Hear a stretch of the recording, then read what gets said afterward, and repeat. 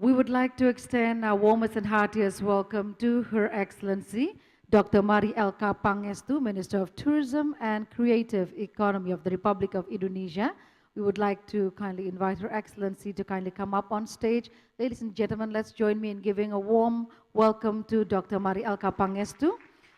Together with His Excellency Mr. Tim Grosser, Minister of Trade, Minister for Climate Change Issues and Associate Minister of Foreign Affairs of New Zealand, Mr. Khatib Basri, the Chairman of the Indonesian National Investment Coordinating Board, BKPM, Ms. Zuhal Mansfield, Chairperson of TMG Mining and Manufacturing Limited, and President of Turkish Egyptian Business Council, Foreign Economic Relations Board of Turkey, Mr. Douglas Kamri, Managing Director, B&M Analyst, and Chief Facilitator of the Durban Automotive Cluster, DAC of South Africa, Mr. Suryo Suwigno, President Director of IBM Indonesia, and Dr. James Zhan, Director, Investment and Enterprise Division of UNCTAD.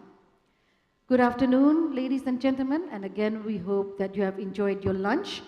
This plenary session will look into the demands of new consumer markets and how these can be better met. Dr. James Zhan, Director of Investment and Enterprise Division of the United Nations Conference on Trade and Development, will be our moderator for this session.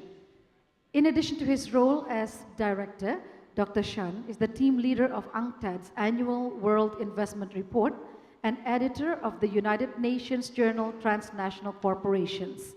He has 25 years of international and national experience in investment, trade, technology, and enterprise development. Ladies and gentlemen, please give a warm welcome to our moderator, Dr. James Zhan. I hand the floor to you, sir.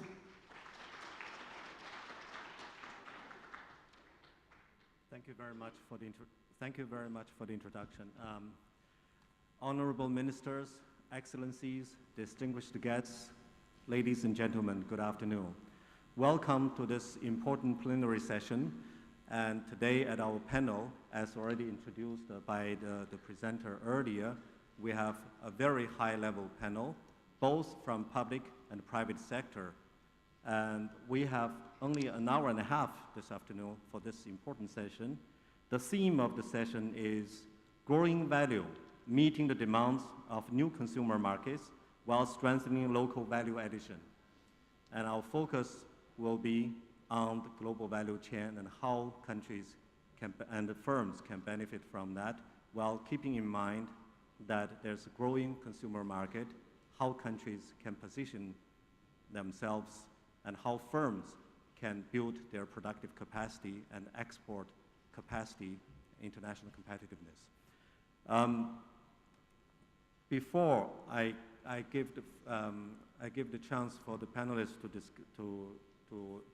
to introduce their own issues, allow me just to say a few words about format.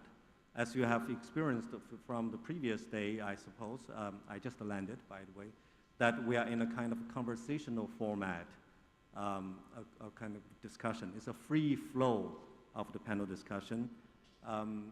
And I will start with Minister Pangestu, and followed by Minister Grosser. And then afterwards, we have the other panelists. I will call them up on one by one. We have 45 minutes for each one. Each one has 7 minutes to start with, and I'll ask the questions to start with that. First, allow me to give you a few facts and figures regarding the global value chain and international trade and investment nexus. As we can see today, that it's no longer a discussion whether trade leads to investment or investment to trade, or whether trade substitutes for investment or investment for trade. Today, a multinational company's decision to where to locate a segment of their value chain is a decision for where to invest and from where to trade at the same time. So therefore, it poses a challenge for developing countries how to look at this new reality, new landscape. And in that sense, we also need to bear in mind a growing consumer market, a growing middle class in Asia particularly, including in this country, we need to bear that in mind, and therefore, there's a challenge. The challenge is that we have seen that large number of developing countries and their SMEs are not yet part of the global value chain, are still weak in their export capacity. We have also seen that for countries, that although the TNCs, or multinational companies, have account for 80% of global trade and almost half of global value chain, that global trade is carried out by value chain accounts for almost half of global trade. And for that, we need to see how developing countries and their SMEs can gain access to the global value chain, can benefit from the value chain, can upgrade along the value chain, and also upscale through the value chain in terms of environment and the social aspects.